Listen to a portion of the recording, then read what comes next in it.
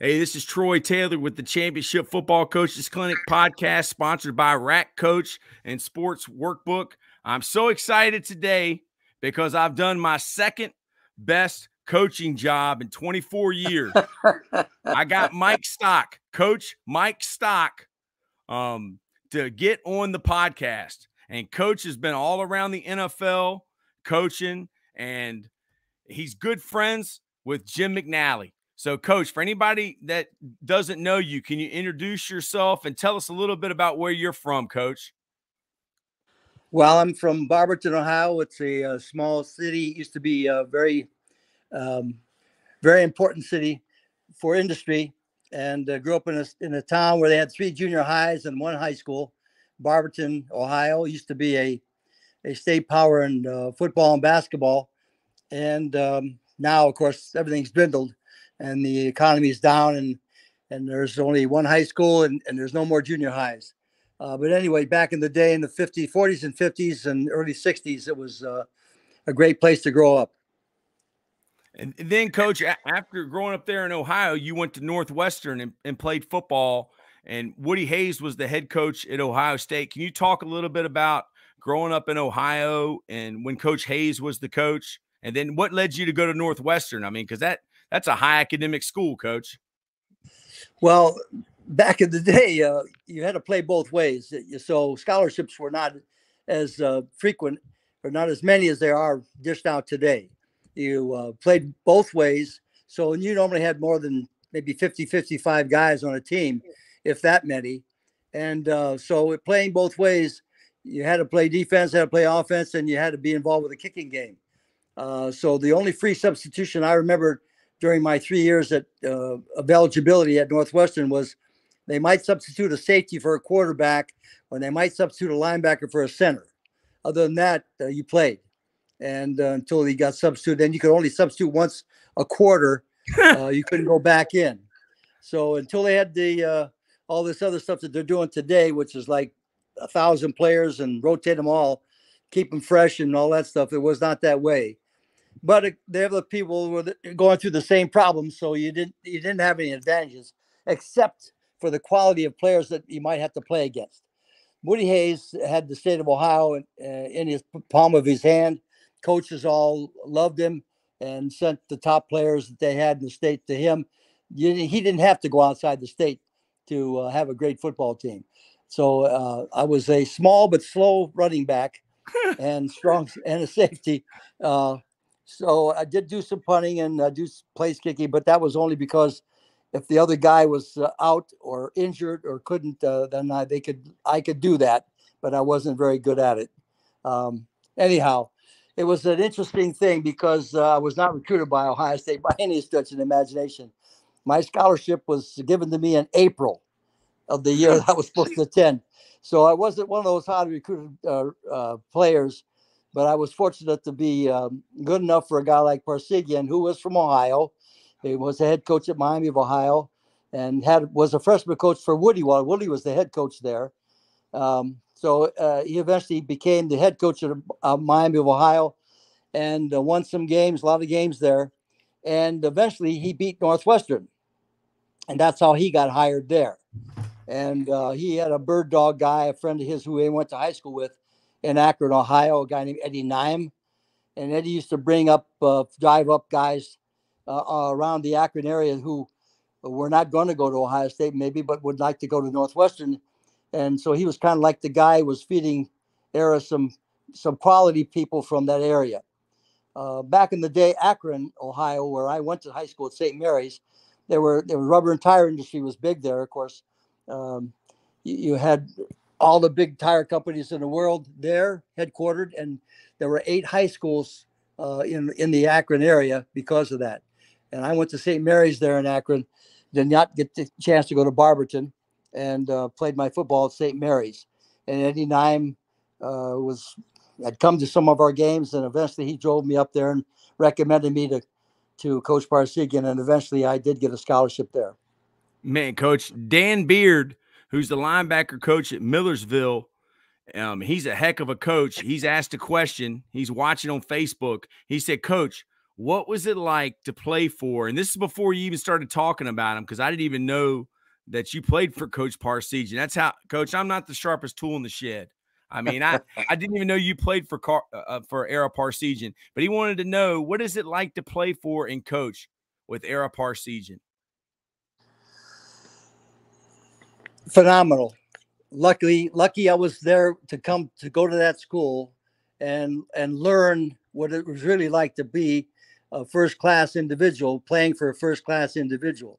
That's where you learned everything about not just football, but about life.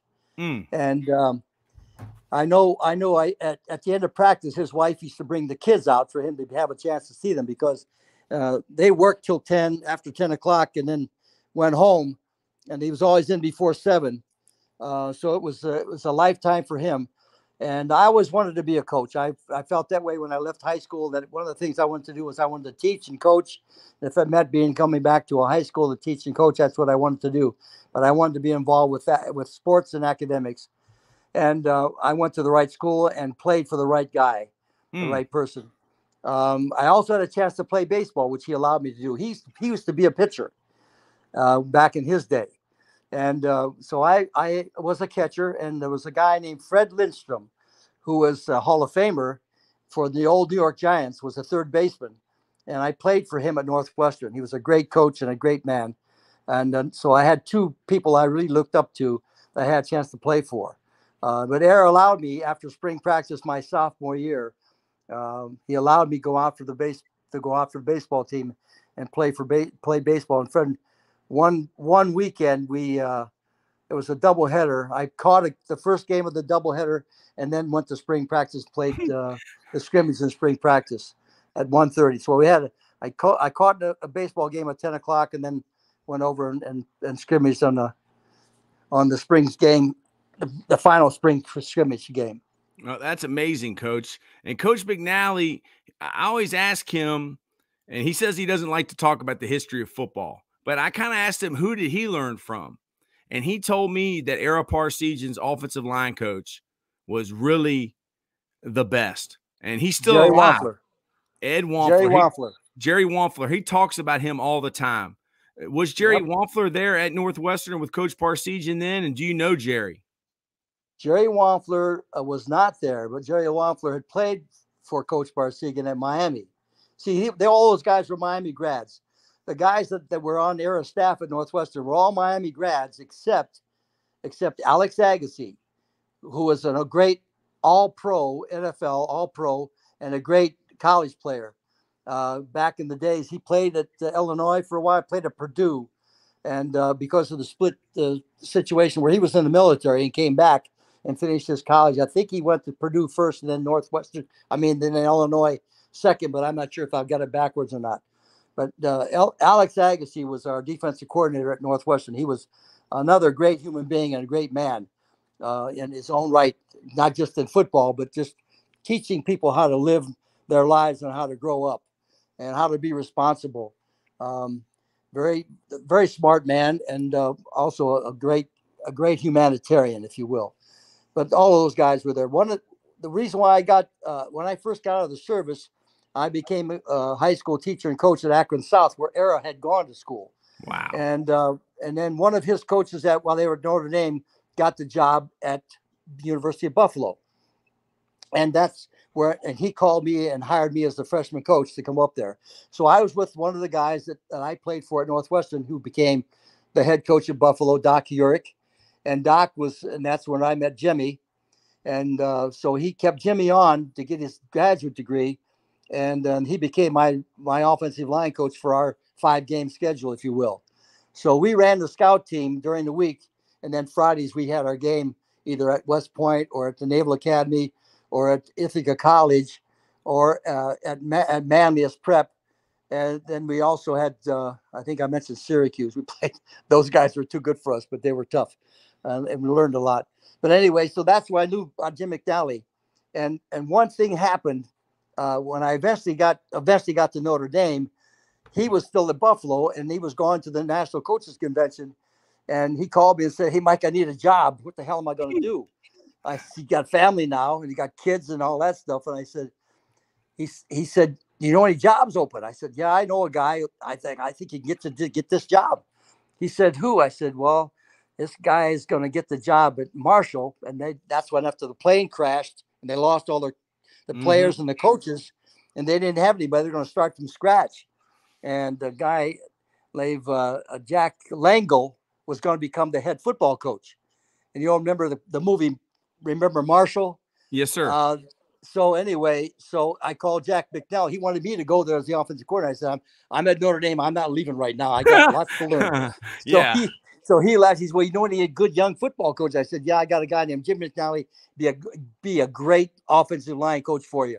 And he said, well, give me his phone. I said, so I called Jimmy. I said, call this guy right now. He wants to hire you. And that's what happened. He hired Jim McNally, and rest is history down the road. But Jimmy was always interested in trying to help other people. And I was also involved with trying to help other people as well. So in the coaching profession, sometimes things like that happen. And it's always for the best, because for Jimmy to get a job, he needed to be in football because football needed him. Hey, Coach, look at the screen. Look what Mike Stock. Yeah. Jimmy, how you doing? He doesn't answer phone calls, so this is interesting. This guy is the best guy that doesn't make any money, and he loves football. So I've been giving him a few names of coaches that I worked with that I love, and he just loves football. He's a high school coach. He has a winning record. He has a good team, and he just spends all of his free minutes talking to coaches about old times, blah, blah, blah, blah. So embarrassing, isn't it? I mean, I guess we're three of a kind. We're just sitting here and we just love football. Hey, that's Coach McNally said, how are we going to make money off of this? And I said, I don't know, Coach. He said, I got to get you a better job. I said, I'm already at the best high school in Richmond. 80% winning percentage, 3 state championships. Yeah. Coach, he said that Rick Lance will never die. So Rick Lance that's what I said. Dead. No, he's not dead. He's never going to die. He's a Marine. Wrong numbers, so I don't know where Rick Lance is now. But, well, listen, I'll let you go with Coach Stock. Coach Stock's got a great history background with Ara Parseghian. He's been at Notre Dame 3 times. He's been at the Naval Academy. He's been at the Kansas City Chiefs, the Green Bay Packers, the Cincinnati Bengals, the Ohio State Buckeyes. Go Bengals. I remember all the fucking teams. Coach, you got it. You know your history too now. You know your history. You rattled off every single stop.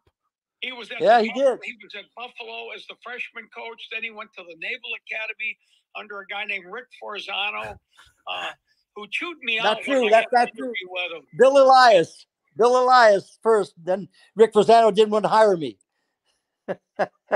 That's another story. But you got a great coach there. He's a special teams expert too, which is a hidden. A hidden, whatever you call it, a quality to have, because not many coaches know about the special teams, particularly the cover games. You know what I mean? Like the whoa. Punt. Oh my God! Yep. You shitting me? They're all coming to block the fucking punt, and you. I mean, look at the Super Bowl. You had 10. You had 10 guys. What was it? 9 guys that were outside the numbers on that one. I mean, did you see that, Coach, on the big return they gave up? No. Yep. Oh, you did. I'll let you go. I just wanted to check in with one of my best friends, Mike Stock, and he'll tell you a story about one time we were at a guy named Bill Baird's estate, and I think we were playing softball, and he chased the softball. He fell over, and he broke his shoulder, or whatever he did to it, and he still got a bump. You're hilarious. That's right. It was a recruiting trip. Hey, Coach McNally, I think getting Coach Stock onto the podcast StreamYard might have been harder than getting you on, because you instantly knew how to click on a link. It took me about 30 minutes just to get him on this. You know, you want to get him on Twitter, because he would enjoy giving some special teams. And, Coach, I think I can teach him. I think I can. Nah, I don't think so. I think I think the retirement's gotten to me. No. This is a good time taker-upper. Okay, I'll let you go. See you later. See you, Coach. Bye-bye. Yeah. So he's been on Twitter for about 3 or 4 weeks, and he's got over 4,000 followers.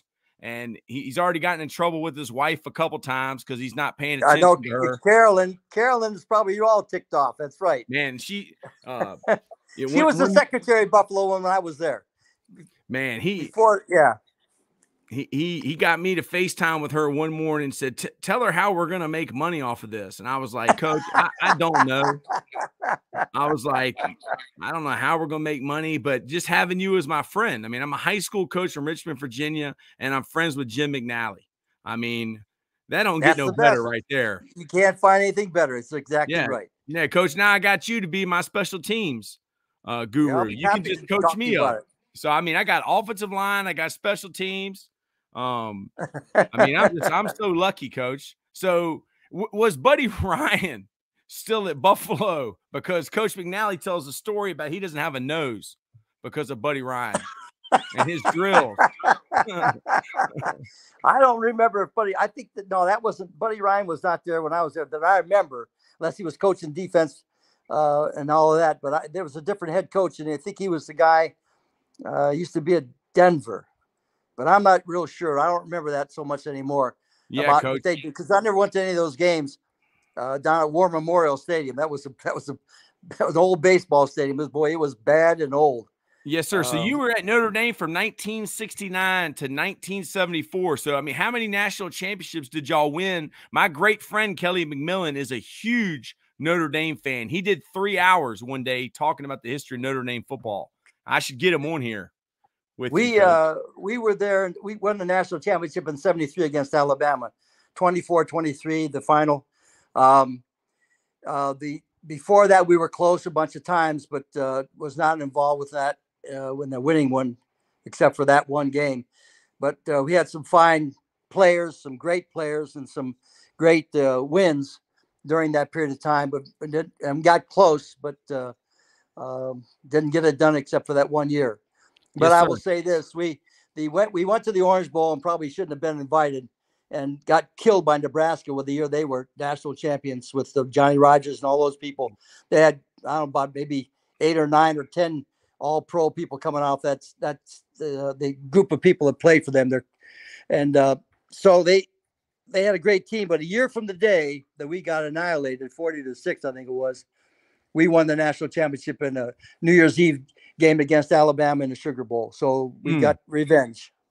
So you left Notre Dame and went to Wisconsin to be the offensive coordinator, Coach. Well, I was rehired by Divine. That's when Arrowhead retired then after 74 season. And I was going to be rehired by Divine, but I didn't think I should stay. He wasn't the same personality, if you will, and it was just not going to be the same, if you will, although he rehired a bunch of staff members from Ara staff.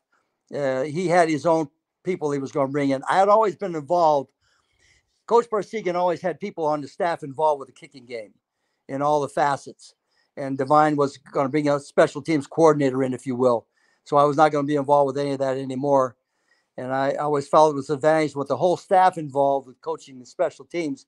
The players didn't get the idea that it was something they shouldn't be involved with. You know what I'm saying? Mm-hmm. It wasn't like a specialty, if you will. It was everybody was involved. And so it wasn't going to be the same. And I thought that was not a good idea. It was just a couple differences of opinion about certain elements that I thought were important. And yes, sir. So I went to Wisconsin and was there with John Jardine for 3 years. And it was not easy. We had difficult times. We had some good players, but not enough.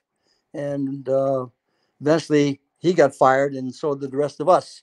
Sure. Then I went to Eastern Michigan. It was a very difficult job. Got fired, and was going to be an associate AD, I guess, for a while, and didn't want to do that. Wanted to coach. And Jim McNally called me about a job that was open at the New Jersey Generals, which was the first year of the USFL.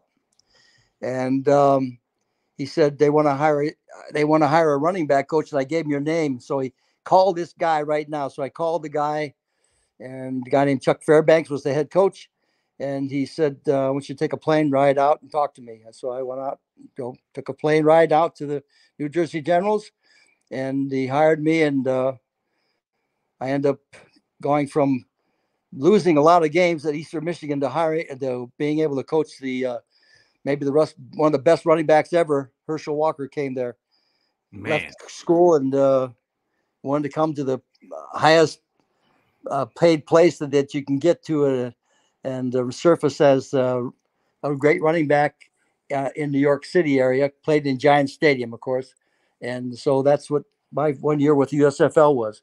And I went back to Notre Dame after that. So Paul Boudreau said that the coaching point for Anthony Munoz is "good job, Anthony." What is the coaching point for Herschel Walker? Is it "good job, Herschel"? Good job, Herschel. Good job. Way to go. How many times could you say "good job"? One of the toughest things to do, though, in that situation was to teach him the pass protections that the running back had to do. And then what happens if your linebacker doesn't come? You're supposed to sift out into a position of maybe flare being control, a pass catcher. Flare control, check release, exactly. So that was the hardest thing to teach him, because he hadn't been involved with any of that before. And to be honest with you, we didn't have any running. We had no I-back plays in the program until he showed up for practice, and it was a week before we're going to open up our season out in California against the LA Express. And so there was a lot of teaching to be done, but he did not really emerge in the USFL for about 3 weeks, because he was learning all this stuff, and it kind of inhibited his normal athleticism, if you will. And finally, everything kind of clicked in. We went to play on Easter Sunday night in Phoenix at the Arizona State University, and played there. Whatever that team was that was in Arizona Wranglers, I think it was. We played them, and he went wild. He went over 100 and some yards rushing, and over 100 yards passing, catching passes, and that was after that. It was like full go. It was Donald Trump. Was he the owner of y'all's team? No. A guy named J. Walter Duncan was the owner, and he was a guy who was a Notre Dame grad, but he was an oil and gas guy in Oklahoma who knew Chuck Fairbanks very well, because Chuck had been the head coach at Oklahoma there for a while. And so they were co-owners of that team. So Mr. Duncan, a nice man, was the owner. And then after 1 year, they sold the club. And then after 1 year, Coach, you go back to Notre Dame. So 1 year, next year. So I go back home. My wife and kids are still in Ypsilanti, Michigan, right next to Ann Arbor, because we hadn't moved. I was living in New Jersey by the stadium, and they were still back there. I couldn't move them, couldn't afford to move them. So they were still there. So when I went back, got a phone call from Jerry Faust, who was at Notre Dame at the time. And he was going to talk to me about hiring a guy who had played at Notre Dame, Jack Snow, who was a great player for the Rams. And when Ara got there, Jack Snow was just another guy on the bench as a slot back. And Ara moved him down to wide receiver, and they had some great quarterback coming in there to Notre Dame, and the rest is history for him. But anyway, so Jack Snow is now out of football. He's left the Rams, no longer playing. He's retired from pro football and not doing much. And Jerry needed a wide receiver coach, and he was thinking about Jack Snow. And so he called me and asked me if I knew him. I said, no, I don't know him, but I know of him. And we talked a little bit about him. He said, well, he's never coached. I said, I don't think so. And he never recruited. I said, I don't think so. So anyway, I'm at this point, there's a guy upstairs in the sky who was putting a light bulb in my brain. You need a job. You're not going back, because they're going to probably sell that club in New Jersey. You're not going to go back there. And because I'd already talked to Coach Fairbanks about doing that, he said, I think we're going to sell the club. And I don't know who they're going to hire. So you may not have a job. So I started talking. I said, Coach Faust, he's never recruited. No. He's never coached college football. No. You need a recruiting coordinator. That's what this job's going to be, right? Plus coaching wide receivers. Yeah. Well, I've done all that. I've coached at Notre Dame. I've recruited for Notre Dame, and I've had some pretty good recruits in there. I'd like to apply for the job. So there happened to be, this is like on a Wednesday. We're going to go down there this particular weekend, because a guy I had coached with, George Kelly, who's still there, his youngest daughter is going to get married there at the church, and we're invited. So, and we're going to stay at Roger Valdesari's house, who was the sports information director at that time, had been there while Ara was there, and is still there. And we're still going to stay at their house. So he said, well, go good. We can come down. We can talk. And I said, okay, fine. So I went in, came down. We went and talked, met the athletic director, yada, yada, yada. So we go to the church for the wedding, and all these people who had seen us there before and been with us, good friends while we were there, they're still there. And they're engulfing us with hugs and all well wishes and all good to see you back and all that. And he sees this. He's standing off to the side. He's watching all this interaction. And we go into the church and say, the mass and all the ceremony goes on. We come out, the same thing happens. We're going to meet him over at the wedding reception. And so after he sees all this, we're walking to the car, my wife and I, and he comes running up behind. Hey, I'm going to offer you the job. All these people are so fun, happy to see you back and all that. I want to offer you the job. I want you to come back. I said, okay, all right, that's fine. Good. I'd like to do it. Except I have to see my oldest son, who's playing in a baseball all-star game back, actually a series of games back in Ypsilanti and in Detroit. And I have to talk to him first because he's a quarterback in the high school. So anyway, so we did all that and got that arranged. And eventually that's how I got back.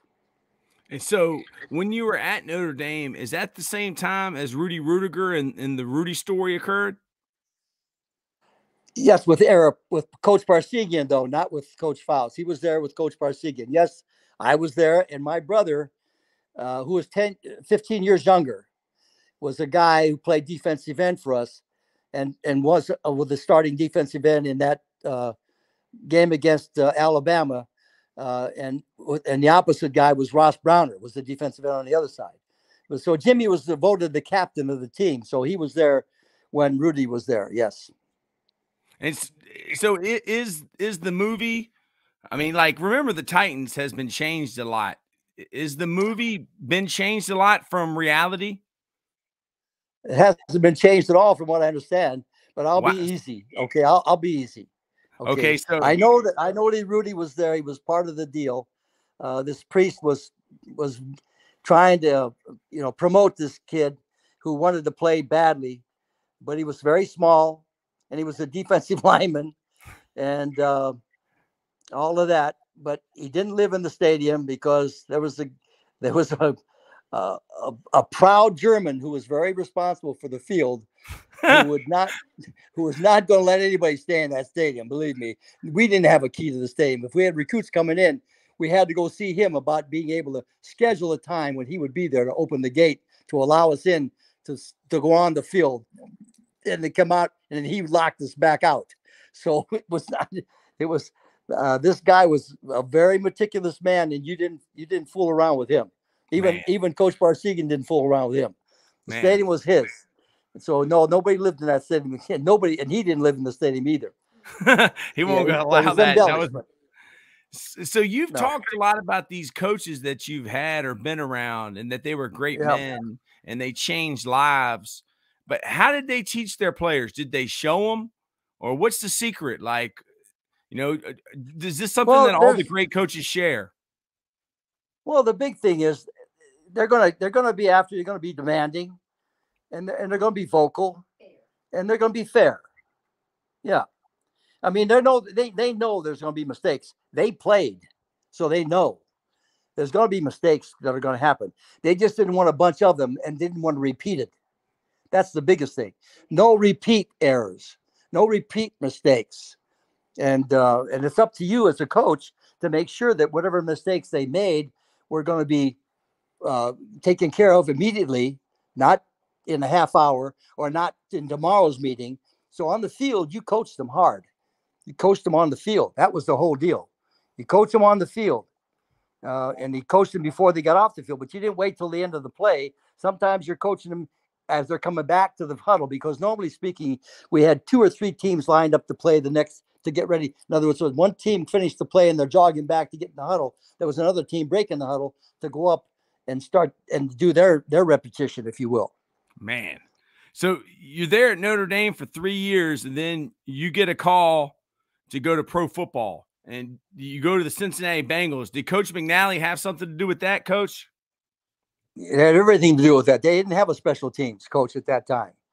See, I'm there back at Notre Dame now with Coach Faust, and then he gets fired, and I'm retained 1 year with Coach Holtz. Wow. And now I don't know how this happened, but I'm going to assume that there was a name Parseghian involved with hey, this guy belongs here. He's family. He's a Notre Dame man. Even though he didn't go to school here, he loves Notre Dame. He's a good football coach. I think you'd really be smart to keep somebody from the previous staff on for a year to see how it works out. I think he had an awful lot to, I'm assuming, okay, because he kept me there while he was in the middle of trying to do certain things to get his staff together and so on. And he had me do different jobs for him to get ready for his performance, if you will, as a head football coach. In lieu of this, I never remember, I think there were six different teams that he was going to have to be ready for, that were going to be on the schedule that we had already played against. So he wanted me to go back through how they defense certain alignments. He had certain formations that he used in his offensive repertoire, if you will. Mm-hmm. And so those six formations, he wanted me to show him how they were defensed by these different teams, how they lined up. And that's how he was going to be ready to attack them. So I think that was pretty smart on his part, that he stayed pretty much within the guidelines of those 6 formations that he was going to use his offensive plays from. And if he already knew ahead of time how they were going to be defensed against, he would have a pretty good idea of how to attack them better. So that's what he did. Plus, he had a guy named Tim Brown waiting for him as a weapon, if you will, to utilize. And he did a great job of doing that. So you've worked for Ara Parseghian and you've worked for Coach Holtz. You know, what's the differences? What's the similarities? I don't think there are really that many differences, that much of a difference, if you will, between the two, except, you know, Coach Parseghian, there was an aura about him, the way he did his business.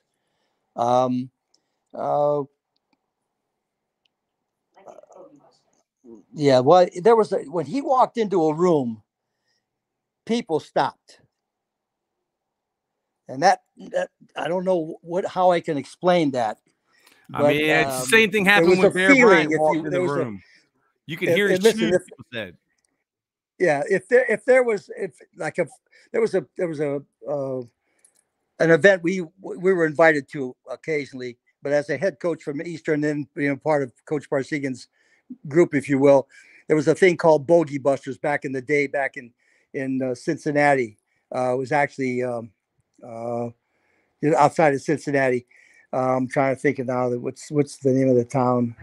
I forget, but anyway, all the top rated people from all types of sports life were invited to Bogey. Yeah, what? Mo Schembechler and and Wood and all kinds of the Kansas City Chiefs, pro football coaches, college football coaches, great. Hank Stram was there. Great tennis players, golfers were there. We were invited for 2 days, 3 days there, but 2 days of playing golf, all to raise money for multiple sclerosis, which Ara had a daughter who was involved with that and had that disease and eventually passed away from that. He was a fundraiser for multiple sclerosis through his whole entire life when he found that she had this disease, and he raised a lot of money for it. But he brought all these people together to raise money. But when he walked into a room, no matter who was in there, like I said, a lot of great names, everybody kind of stopped and took just a collection of who he was and how he conducted himself. And but for him, it was a presence more than as much as anything. And he wasn't really a yeller and a screamer that much, but he was a coach in a very demanding way. But it didn't have to come from a strong voice necessarily. It's just that there was a recognition that that you had in him, that you felt responsible for everything that he wanted to teach you, that you would not make an error. You wouldn't be having negative things happening. You really felt bad about it if it did occur. Yeah, that wasn't necessarily the case with who followed him now necessarily. So he was more of a guy that was going to be yelling and screaming and demanding more, because he was a smaller person, didn't have the same maybe confidence in himself. Even though he was a great coach, he didn't have that same confidence as Ara did. So I don't know if there's that much of a difference, except both of them had great football knowledge of coaching offense and defense and the kicking game. But what Coach Holtz did, he utilized his staff really well, because he took me and a guy named Kurt Schottenheimer, who was Marty's brother, who was at that time was on the staff at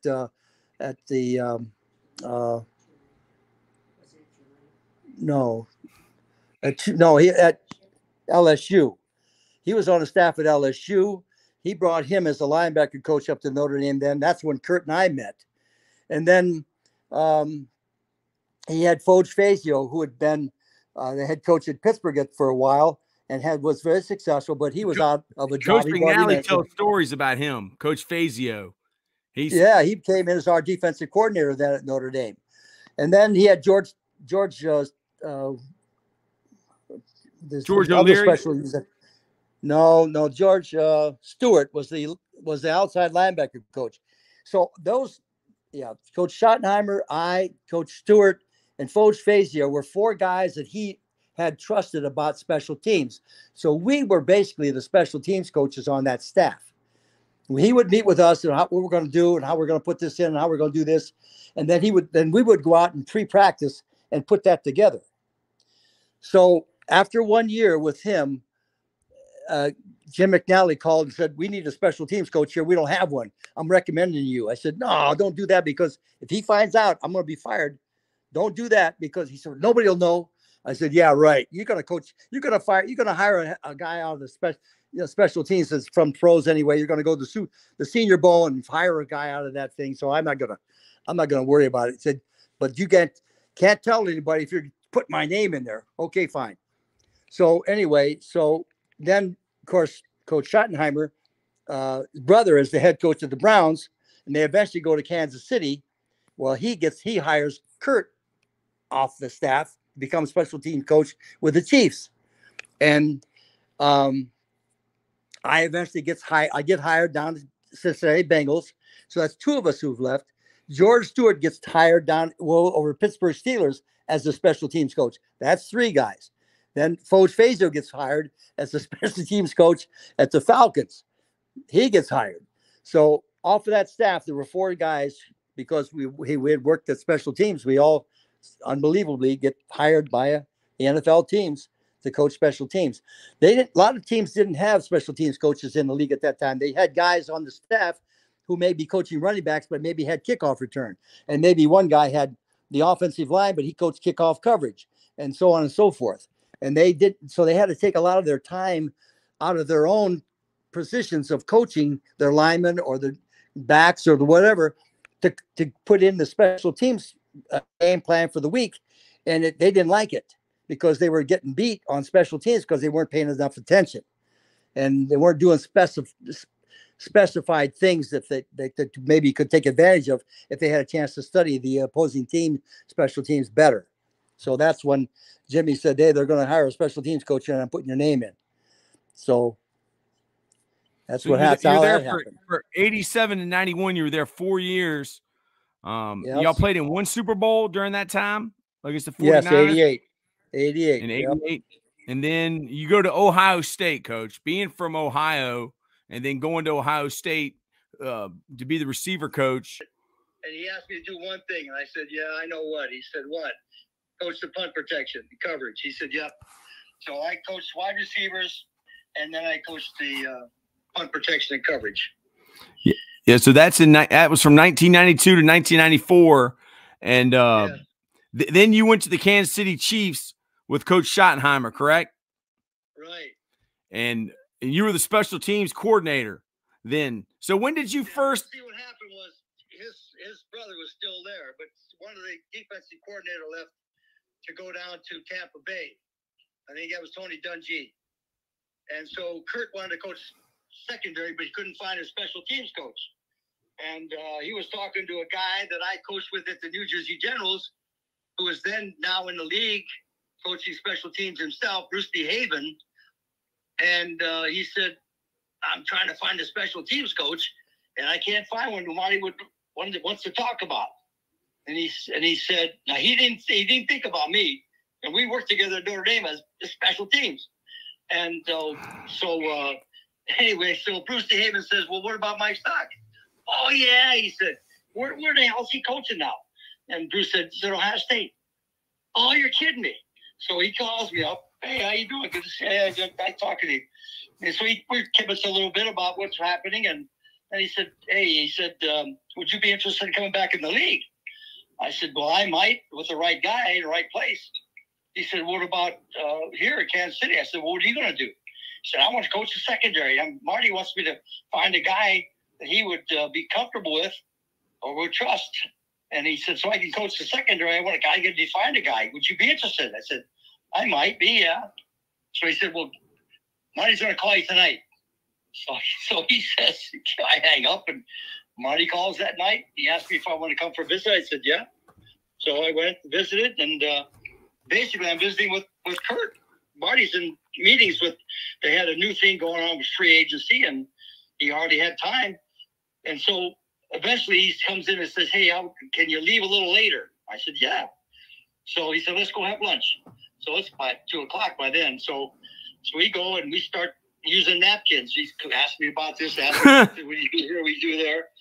And so he said, well, tell me about your punt protection. So I draw it all up and explain the whole thing. He looks at me and he's got his smile on his face. He said, where'd you get that punt protection? I said, I got it from the rounds when you were there. He said, who'd you talk to? I said, I talked to John Peter Kuski, who was the special teams coach. I said, John Peter Kuski was the special teams coach there. He said, I spent about 2 days with him. And I put it in when I went back to Eastern Michigan, where I was coaching at the time. And I said, it worked like a charm. He said, well, I said, but you called it, they had a different terminology for it. They made it ass backwards. I called the side of the man protection, which was either Ringo or Lucky, right or left. But I had code names for all that, for what was right and what was left. Anyway, so we went back to the office then, and I put him in the position stance and showed him how we did the footwork and everything, and put him through the paces. In other words, this is how we do it. And anyway, he said, well, okay, well, Kurt's going to spend more time with you. I got to get back to going to meetings and all that. So anyway, on the way to the airport, Kurt says, well, he's not going to offer you the job. I said, that's all right. I like Ohio State. I'm going to stay there. He said, no. He said, he's going to sleep on. I said, oh, yeah, I know. Yeah, right. So anyway, so the next morning, Becky and I went to Mass and came back after breakfast, and there was a phone message on the phone. Marty Schottenheimer wants you to call him back. So I called his number, but his wife answered. She said, oh, he's at the office. Here's the number he wants you to call you. I want you to call him at. So I called him up, and he offers me the job. And so that's how I got to Kansas City. And that was it.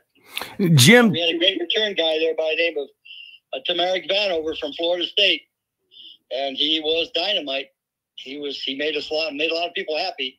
In fact, there was one game we played San Diego on a Monday Night Football, and it was overtime, and we stopped them, and they had the first possession, and they stopped us.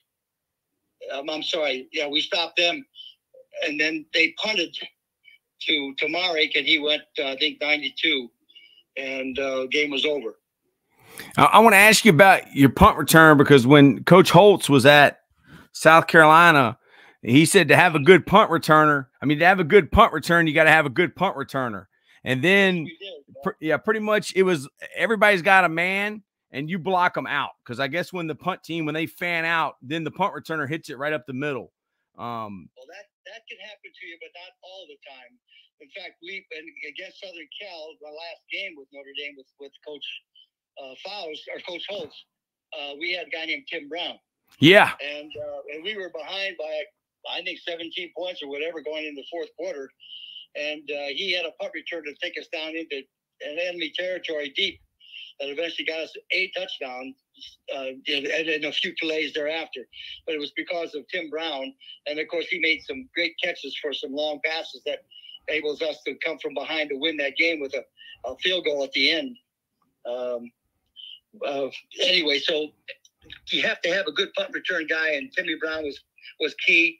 And, of course, Tamarick Vanover for us at Kansas City at the time was also a key. And your punt protection that you were talking about with Marty Schottenheimer, is that the one where the snapper, he goes away from the personal protector and he's got I don't, is that the man side? And then I guess the zone side is where the personal protector. The man side is the fullback side, or the personal protector side. So he's got the first guy a gap. If you had 1, 2, 3, 4, 5, or 1, 2, 3, 4, he would have the last guy standing. Now there's ways to do it that you have to adjust to because of a variety of things that they can do to you too. But the personal protector is the guy that's got to stay in the middle. Yeah. So, does the personal protector in yours, does he take care of the A gap, or does he take care of the fourth man? He's got number 4 to the man side. Okay. And if there ends up being 5 with an overall, like they line up in a 36, if you will, 9-man up or whatever. Then the center's got to be a factor involved, but he doesn't have to be a total man. He's going to clog it up as best he can. Yes, sir. Yeah, Jim Tim's asking about Dante Hall, but you were already gone from the Chiefs by time. I drafted Dante Hall. Wow, Coach. So talk about that, Coach. Well, he wasn't very good the first year, so he went over to that European NFL that we had over there, and he learned how to play football better. He was a little bit full of himself when he first came into the league with us at Kansas City, and he got some comeuppance over there. And when he came back to Kansas City, then that's when I was gone, I think, and then he lit him up. Yeah, he's one of the greatest to ever do it. And then, Coach, you go to the Redskins, which the Redskins, that was my team growing up, and I remember Coach Schottenheimer being the head coach. And how great of a coach he was. So, and it was a funny story. I don't know if you want to share that with everybody about, that time when he locked the doors. But talk a little bit about your time from the Redskins, and if you want to talk about that, that's good too, Coach. So, talk a little bit about going to the. We had some old timers in the game, then still there that the owner wanted us to keep and hang around, and the defensive back who's now in the Hall of Fame. From Texas, I can't remember his name now offhand, but he made Hall of Fame. You can maybe help me out there. The only Hall of Famer I remember in the defensive backfield for the Redskins that was one of the late guys is Dion. Dion was one of the late guys. He played. This was another guy. And I'm sad to say that I can't remember his name right now. And I'm upset about it myself. But he was still there, and he was a good player still. Maybe he could have been safety instead of a corner, but he still could hold his own. And was also a great punt returner in his day. And so the last game he played for the Redskins, was he announced his retirement. I put in a reverse with him from the corner to come back and take a reverse, and he looked good. He looked great doing it. He made a lot of yardage, and even left. Oh, Coach, are you talking about Darryl Green? Darryl Green. Oh yeah, Coach. I thought you were talking about like a guy that the owner had brought in late, but Darryl Green, he was drafted. Yeah. He was a Redskin. He was unbelievable, man. He was unbelievable, and then he was a great example for all the players that came in as rookies and so on and so forth. He was a guy you could emulate in any way, shape, or form. He did his job, and he did it with great gusto, and he was a forever Redskin, no question about it.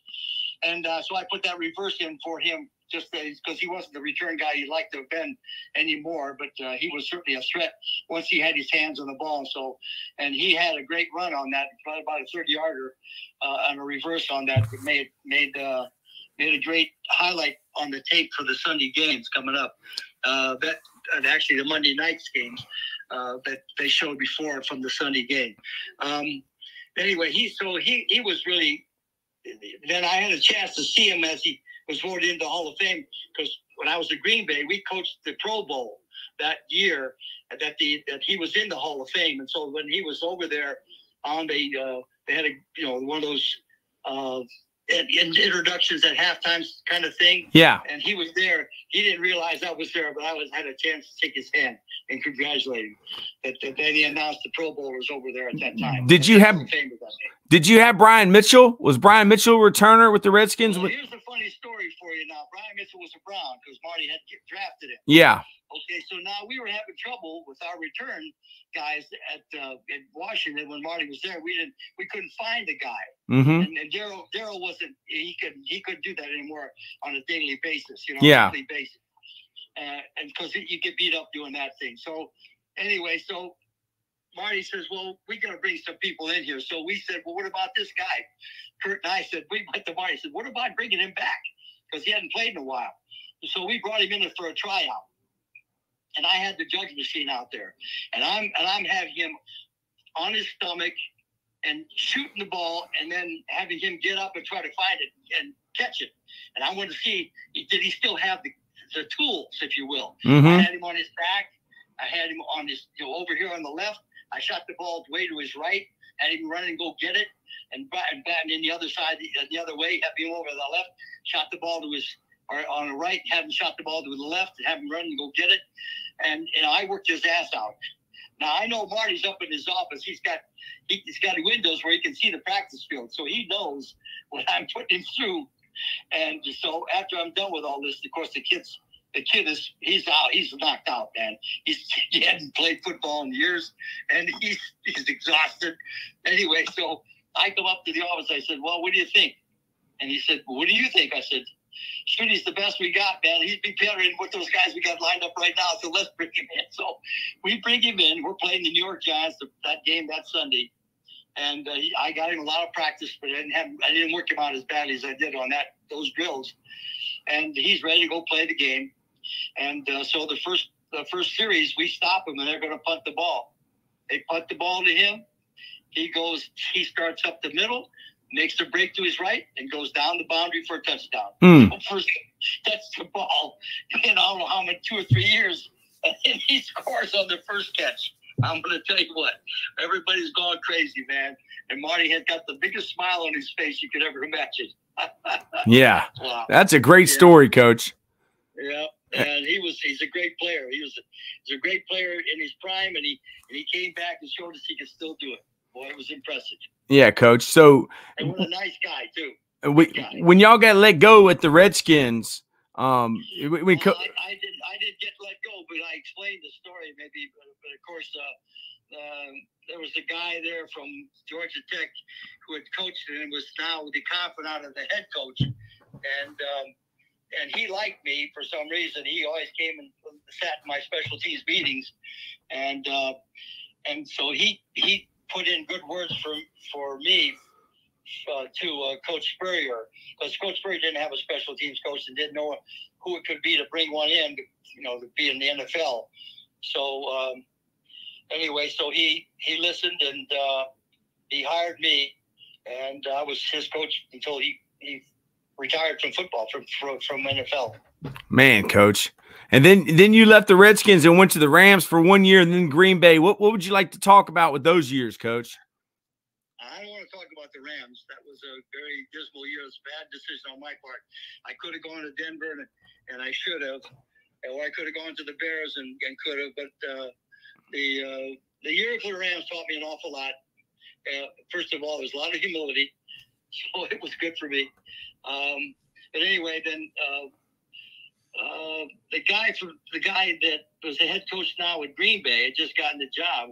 He and I coached with the Chiefs together. He was the right-hand man of the offensive coordinator, and so he knew all the things that I did because we all met in the morning every day with Marty. And talked about the practice schedules and talked about what we're going to do for the day.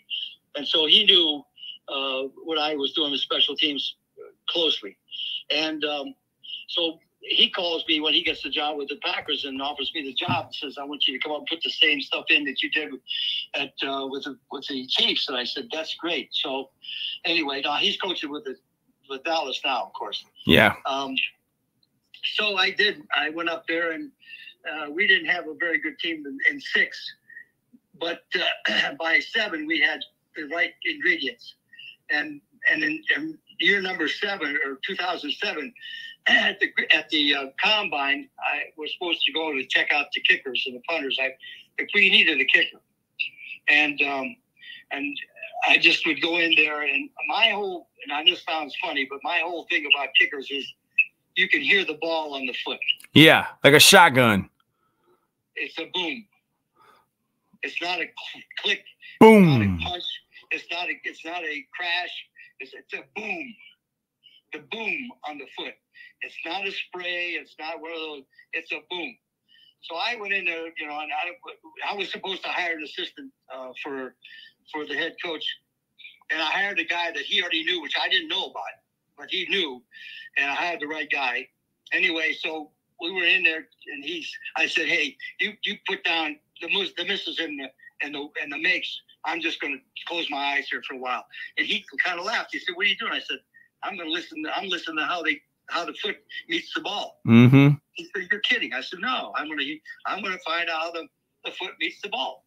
And I said, that's basically the important thing here is how that foot and the sound that comes off that foot when he hits it. He said, you're kidding. I said, no. He said, who told you that? I said, well, I had a bunch of kickers in my day.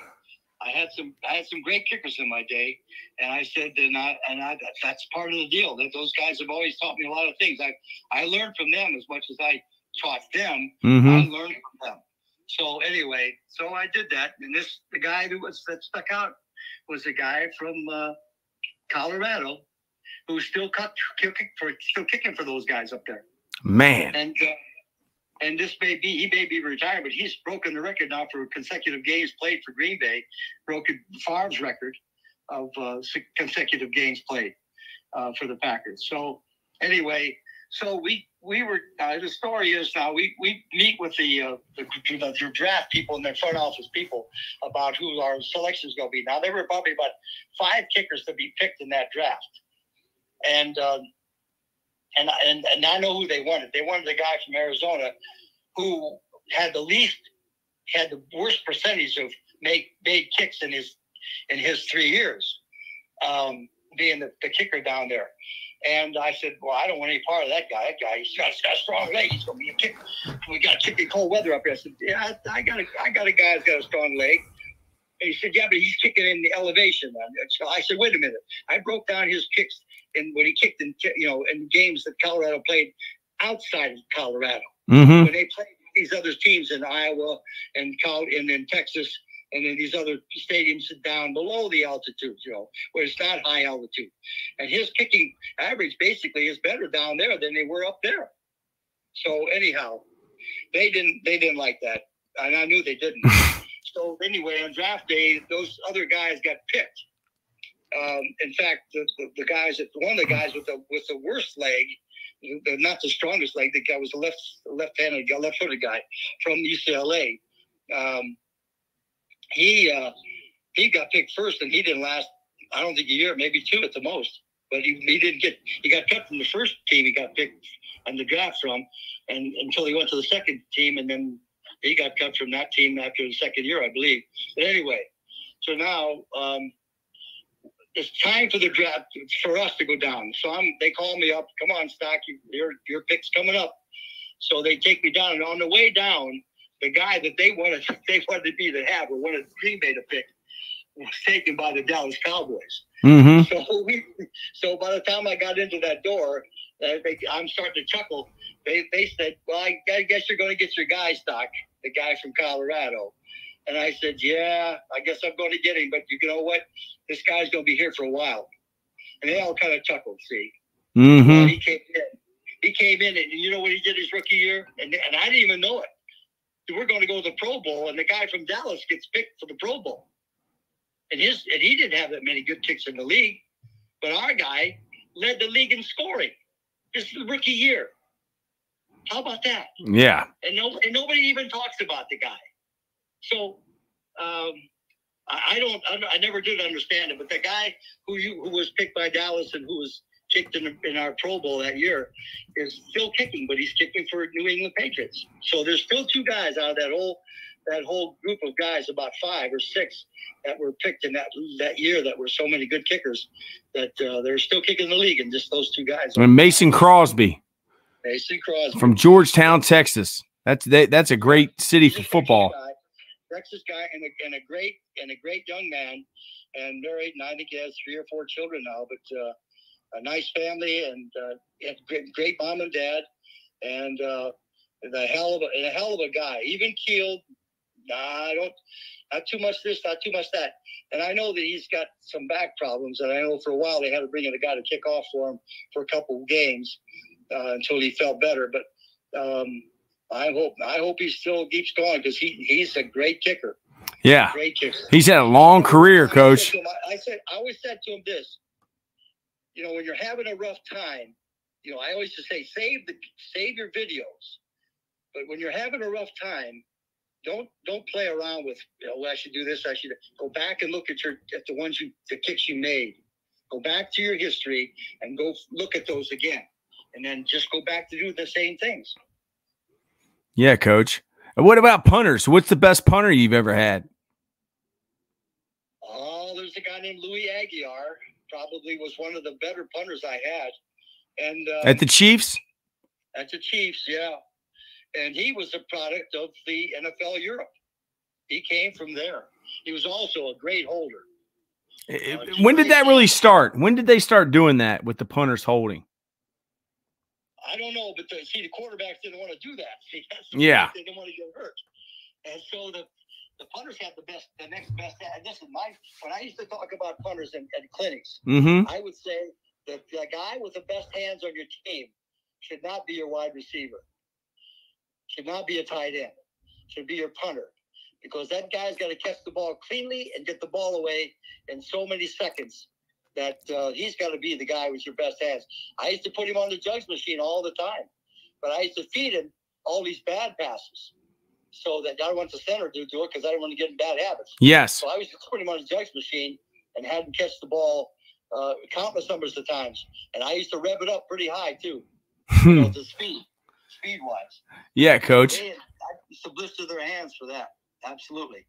And so basically for the kicker, see, those 3 guys basically are always the guys that are going to work together when they're to see the offense and defenses are working, their elements of offense and defense. Mm-hmm. And they could be off on the side doing things, the drills that you could work them with and then get taken care of without having to do extra time. I mean, way back when you were coaching the freshman team at Buffalo, I mean, would you have ever thought that you and Jim McNally would end up coaching pro football? That would be the wildest thing ever that you never want to think about. All I was thinking about was making sure that the scout team was doing the right things to get their varsity ready. And then one day to get ready for our game, we basically ran our plays. Scout team plays sometimes against the opposing team. Yeah. So because we didn't know our own offense, our own guys they were running other people's plays all the time. So anyway, the best thing though that we had going for us, we ran the Notre Dame defense. We ran the split 6. Mm-hmm. So we had an 8-man front. We went up to play West Point, We kicked their ass, man. I mean, we went down to play Naval Academy. They threw the ball all over the place, so we had to go to the 4-3 to reduce our linebackers out. We didn't have a matchup very well against those guys. But after that first year, I learned. See, they always ran the uniforms that were close to what we wore, the white, the visiting team. Mm-hmm. So when I went down there the next time, I colored our helmets, the receivers' helmets, in fluorescent red. So the quarterback could pick them out, because they wore their white uniforms, white helmets to deflect what we wore. Mm-hmm. So I painted our helmets so our quarterback could find the receivers out, and we came close to beating them, but we didn't have enough talent. So yeah, it Coach. was a long bus ride. It was a long bus ride from Buffalo to Naval Academy overnight, then go play the game. Yeah.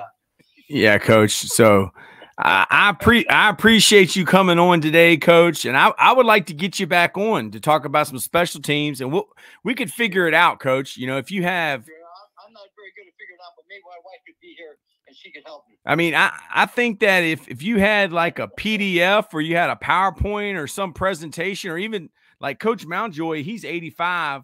He just emails me something, and then I present it, and then he just talks on the phone and just talks through the presentation. But I don't know if you have anything on email or something. Heck, you. Listen, I did a lot of things after I quit coaching in the NFL. Marty got himself involved with. There was some kind of another league, if you will, and a lot of NFL coaches, the head coaches, were doing it. Mm-hmm. Marty got involved, and we did win a championship with him finally, to give him a championship trophy of some kind. And there were other NFL head football coaches on these other teams. And I was with Norfolk. Norfolk, yeah, Coach. Norfolk, yeah. I was with that team, and we coached. And I coached the wide receivers and the special teams as well. So we had pretty good teams. Had some former NFL people on it, playing and coaching. But that's then after that I did some camp things. It was a national camp group, and I can't remember the name of that group. But it was an NFL type of thing. There were a lot of NFL former players and coaches who coached in that, and it was a lot of fun. Yeah, Coach. So I really appreciate you. I appreciate you taking time to come on, Coach. And heck, I mean, you just met me today, Coach, and it means the world to me for you to spend this much time going through your story. And I'm going to edit out the parts where I messed up, and it's going to look good, Coach. Yeah, now I'm going to send it to you. Do you have Facebook or email or anything? I can send you the link. I might just text you the link. You can do me email. Okay. Yeah, absolutely. Yes. It's Coach Mike Stock, all the small letters. Yes, sir. Coach Mike Stock at yahoo.com. All right, Coach. I'll once I get this thing edited, and I'll send it to you so you and your wife can watch it. And I'll have you back on, Coach. But thank you. I just want to say thank you. And is there anything you'd like to say to the younger coaches out there that may be watching or that's going to watch? I started as a player, and I had some time up in Saskatchewan. I hurt my knee. It didn't work out. I always wanted to do that, play pro football, but it was in my blood to coach eventually and teach. And it doesn't matter whether you're in high school or junior high or pro football. Football is football. You teach, and that's what coaching is all about. And there's patience involved, but there's being exact and precise in what you want to coach and teach and how you want to coach and teach, so that you get results when you teach them the right things the right way. They'll respond. But they may be, you have to reinforce it from time to time to get your points across. And it's not always going to be the case. It won't be automatic, and it may not be immediate. But the big thing is you can continue to coach and teach, and sometimes you have to repeat and repeat and repeat, but eventually it'll kick in. But the bottom line is they have to want to do it, and it's your job to try to make sure that how you're teaching and coaching will keep them interested to want to do it. Amen, Coach. Well, once again, thank you, Coach. I'm going to save your number. You save mine. And I'll be back in contact with you, Coach, because I want you to get back on and talk about some special teams. All right, be happy to do it. God bless you. God bless you. Thank you, Coach. Have a good day. You too. Bye-bye.